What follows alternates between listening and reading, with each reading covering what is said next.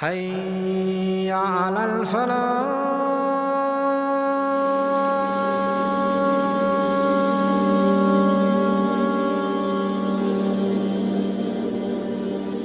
A young man, the age of about 13 years old, in the time of Imam Malik, when Imam Malik was in his middle ages, a young boy by the age of 13, his mother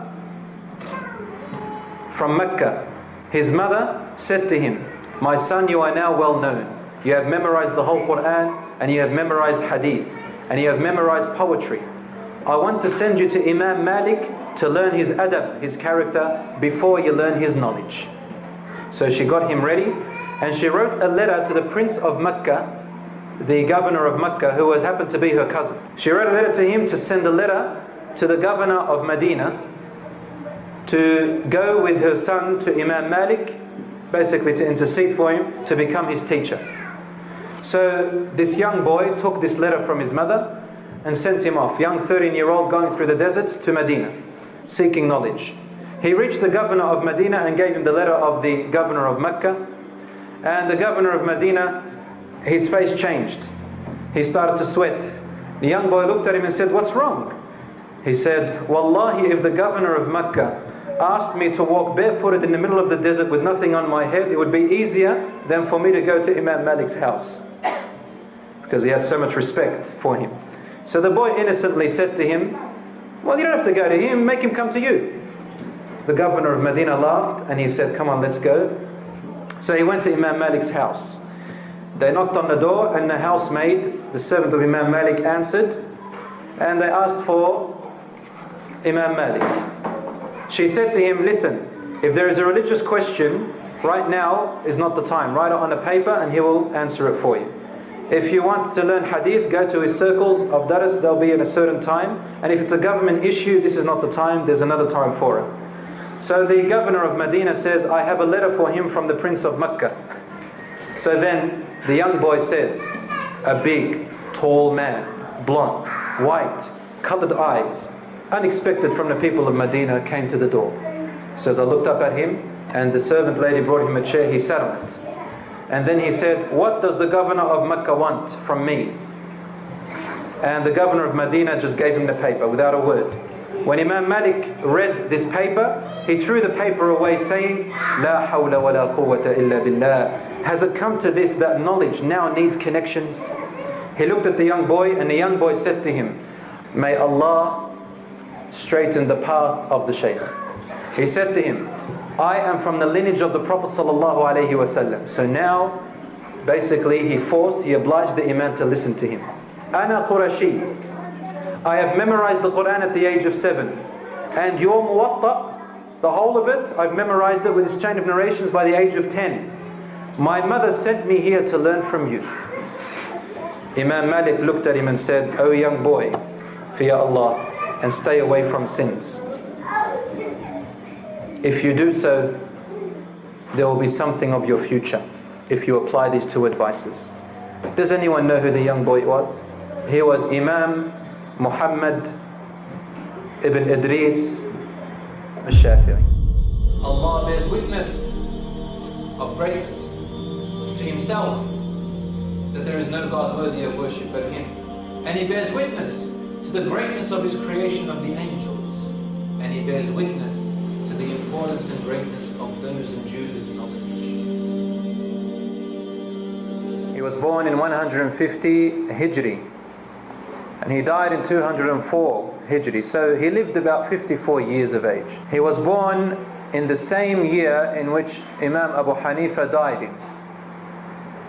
So he did not meet Imam Abu Hanifa.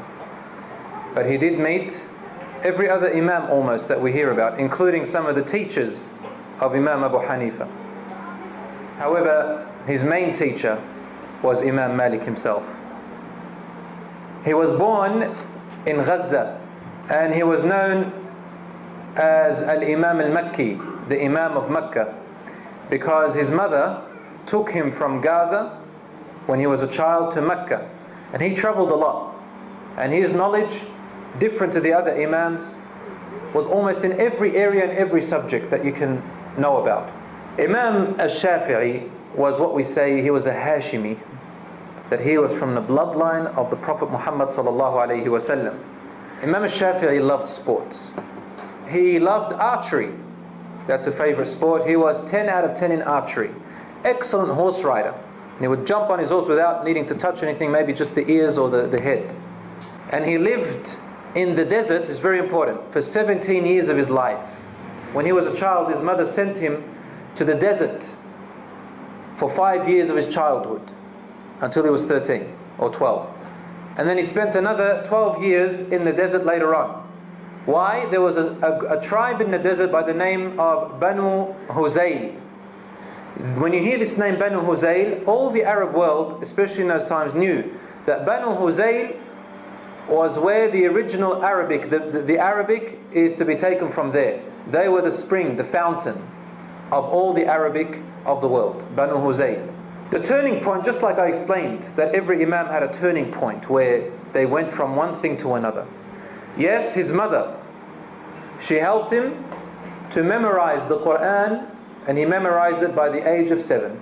It is also said that he memorized Al-Muwatta, the book of Hadith of Imam Malik, by the age of 10 or 13 years of age.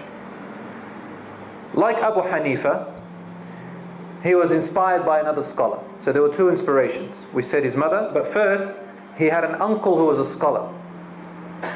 And in those days they all learned this thing called farasa, ilm al-farasa. It's a science of looking at a person, and from their features you are able to see signs of particular qualities in the person. So his uncle looked at his nephew, and at the age of about 10 or 11 he says to him, "Son, I see brilliance and intelligence in you." He had a gift of memory. Now all the ulama had this gift, but Imam Ash Shafi'i, he was the pinnacle of this. He stood out in memory. As I said, he memorized the Quran at 7. He was a poet at 10, a reference poet at 10. He read the Quran every single day of his life. As for his features, Imam Ash Shafi'i was Arab looking, very healthy, had a strong build, tall, muscular. He had a strong presence. When he walked in, everybody stopped and listened and looked at him. He faced many trials in his life, especially with the government. He had an amazing character indeed. And he was, as I said, from among the 3 best generations after the Prophet ﷺ. The Prophet ﷺ said, the best of all generations are my generation. Then the ones who follow them after that, and the 3rd best generation are the ones who follow them after that. His education and morals and etiquettes and character was exemplary. He accepted any advice from anybody. As soon as you gave him advice, if it had evidence and dalil, he'd listen to you until you finished. Ibn Hajar al-Asqalani says that Imam Shafi'i had 17 teachers in total in his life.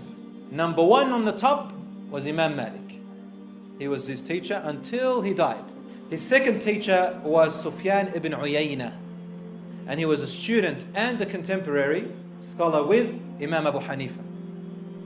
His third teacher worth mentioning is Muhammad ibn al-Hasan, who was the direct student and the best student of Imam Abu Hanifa. As for his indirect teachers, they were Imam al-Awza'i. Imam al-Awza'i had a madhab as well. However, his madhab didn't last long. What lasted from till today from his madhab is the area about international law. His indirect alim was also Imam al-Layth ibn Sa'd, and he lived in Egypt. It was him that his students gave him a hard time. His favorite student went to Al-Yaman, and that's where Imam Ash-Shafi'i spent most of his time. He started his work in Al-Yaman and learnt of this. When he learnt of this student, Imam Ash-Shafi'i grew a great interest in Imam al-Layth ibn Sa'd. He loved him a lot, and he was very interested, and he was actually influenced by his way after Imam Malik. Imam Layth disagreed with Imam Malik a lot, and Imam Shafi'i was affected by that. He became a mufti at the age of 20 years approximately. Imam Shafi'i was a genius, really. He had the utmost respect towards all of his teachers and people.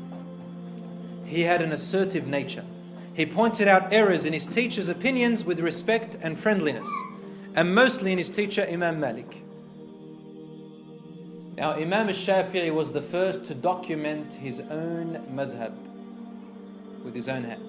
The other Imams, their students documented. He was the first to document it personally. He summarized it in a book called Al-Umm.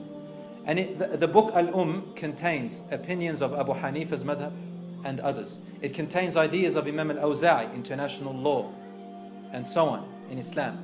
But his greatest legacy was a smaller book by the name of Al-Risala. This is very renowned. The book Al-Risala has simplified principles which all the madhabs agree on. They are the principles of fiqh, which makes Imam Ash Shafi'i the first one to introduce this new approach called the principles of fiqh, usul al-fiqh.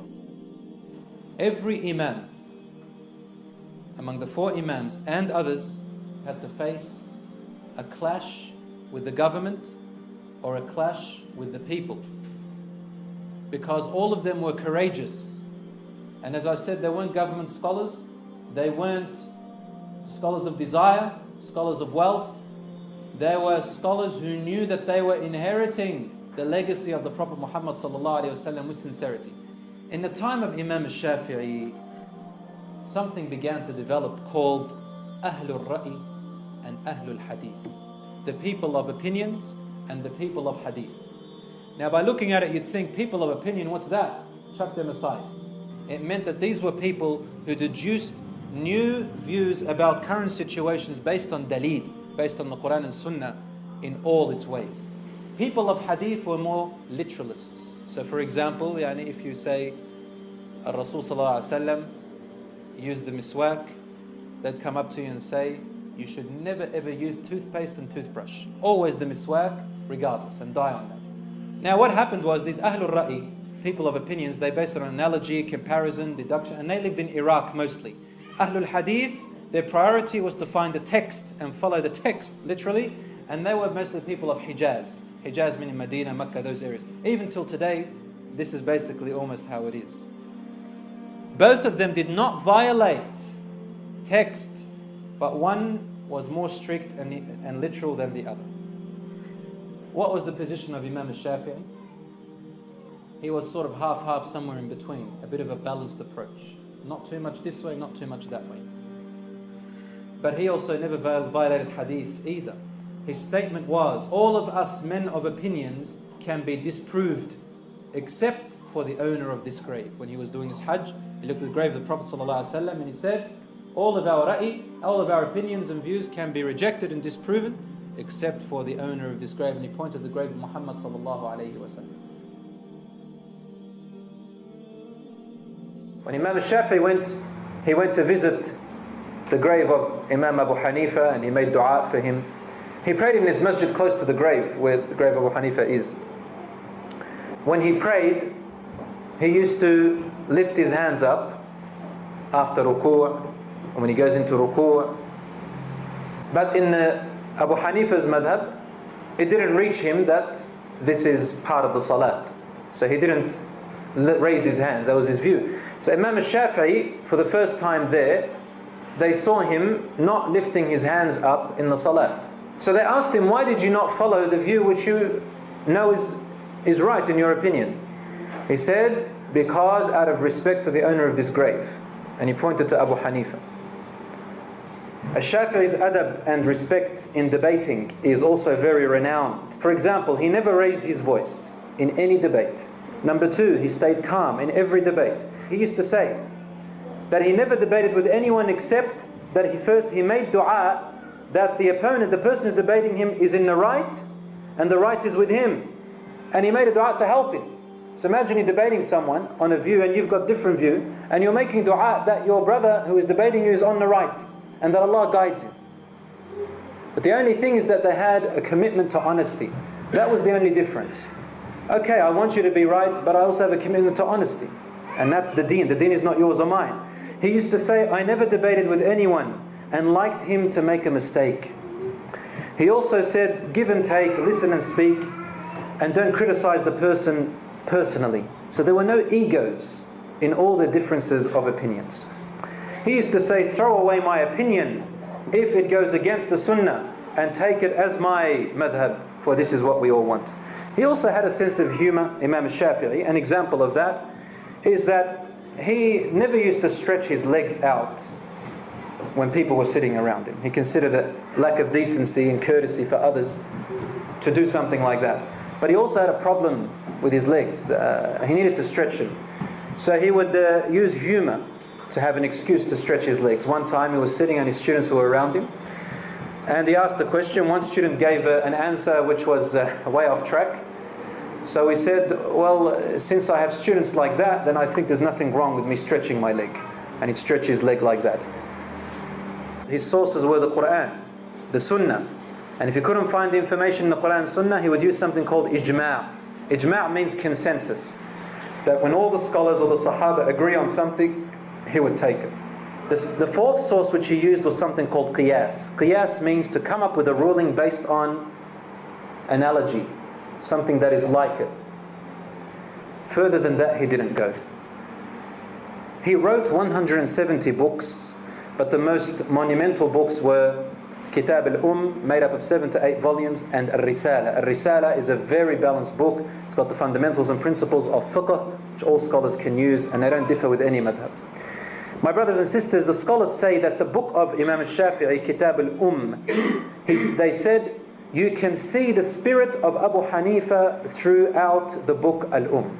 And he was the one who stood out in saying, listen, he felt that people were following their imams in a zealous approach, like they were prophets almost. So he wanted to break that trend a little bit to say, look, I'm even writing a book correcting some of the views of my own master, and he used to call him master, Imam Malik, to show you that there has to be respect, but at the same time a commitment to honesty. Because of that, the students of Imam Malik, after Imam Malik died, began to hate Imam Ash Shafi'i. And some familiar scholars who followed the school of thought of Imam Ash Shafi'i were Al-Bayhaqi, As-Suyuti, Imam al-Bukhari. They followed the madhab of Imam Ash Shafi'i. Imam Ash Shafi'i suffered 2 great trials. One of them was the trial of Khalq al-Quran. There was a people called al-Mu'tazila, and they came with the Greek philosophy thoughts. And these people said that the Quran is created, it's not actually the word of God directly. And one of them was Imam Ash Shafi'i, who had to face this trial. But the only things that Imam Ash Shafi'i got out of it, and he said, the Zabur, the Injil, the Torah, and the Quran, these 4 are created. What he meant was, these 4 fingers are created. It didn't mean that the words of Allah are created. And they liked it, the government liked it, and they said, okay, let all the Imams that say the same thing. But Imam Ahmad was the only one who stood firm on it. The second trial Imam Shafi'i really went through, with which Imam Ahmad didn't go to that extent, was a very sensitive political problem, which was the issue of Ahlul Bayt. In those days there was no such thing as Shia yet, but there were some people developing from among the people who started to claim love for the family of the Prophet ﷺ in a zealous way, in an extreme way. Whereupon they began to give them overpraise. And then he started to enter into the political arena. There were 2 great empires, they were called Bani Abbas and Bani Umayyah. Bani Abbas were more linked to the Prophet ﷺ's line from his uncle Abbas, and Bani Umayyah more from the Muawiyah side. But they were all cousins. They were all from Banu Hisham. But they had this hate towards each other, and each one claimed that the Khilafah should be for them. Banu Abbas said, we're the ones, and we carry more of that bloodline. The other side of Umayyah, they said, no, we carry more of that bloodline. And then there was another group called the Alawites, not the Alawis of today, the Alawites as in the ones who carried the blood that went back to Ali radiallahu anhu. And these Alawites in those days were actually great people. We're talking about Zainul Abidin, the son of Ali radiallahu anhu, who existed at the time of Abu Hanifa. He went up against the government, and Abu Hanifa supported him. In the time of Imam Ash Shafi'i, this was developing. This was getting worse. This idea of Ahlul Bayt and the Khilafah should be for Ahlul Bayt. And the problems were, who are Ahlul Bayt? The Umayyads has taken over the Abbasids at that time. And the Abbasids claimed Khilafah.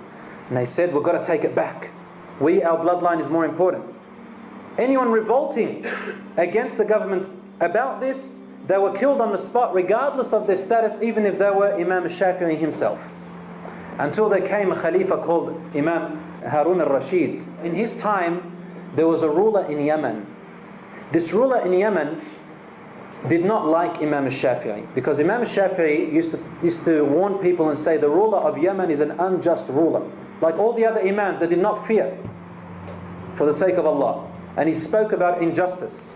Since this idea of Ahlul Bayt and who should be the Khalifa and so on and so forth was there, this ruler of Yemen had captured 9 people who were talking against the government using the idea of Ahlul Bayt.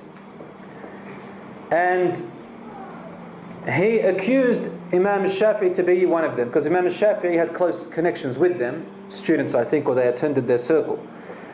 All of these 9 were beheaded on the spot. As for Imam Ash Shafi'i, he was sent to Baghdad to Harun al-Rashid, the Khalifa.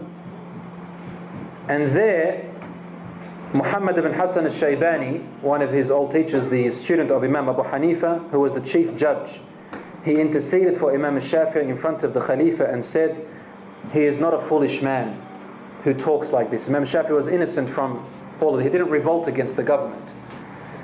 That's not the point. But he stood aground against the ruler of Yemen and said, if I wanted to revolt, I would. But I don't see it the correct way. So he let him off and he said to the chief judge, look after him. But that's not where the most courageous point was. Imam Shafi'i had to draw the line about this idea of Ahlul Bayt. Ahlul Bayt has nothing to do with the Shia. That's number one. And the Shia of today have gone backwards, saying the followers of the 12 Imams, and they came to be later on. And these people started claiming that they love the 12 Imams more than anyone else in the world. But we love them and revere them.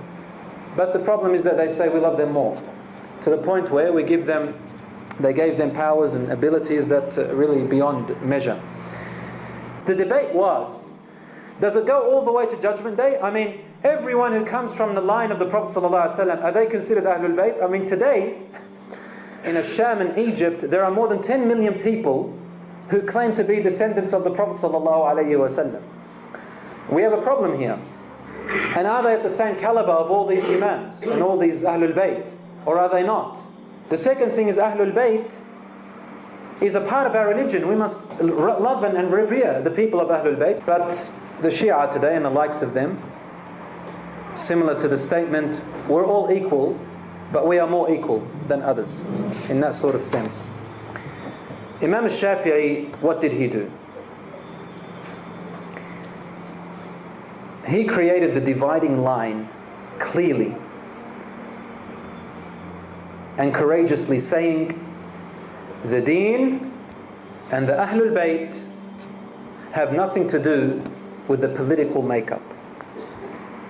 Don't anyone come around and say that the Khalifa has to be from Ahlul Bayt and that the political movement and you fight over bloodline and all that stuff. He said you have to separate between these two. And for this reason, some people got jealous of Imam Ash Shafi'i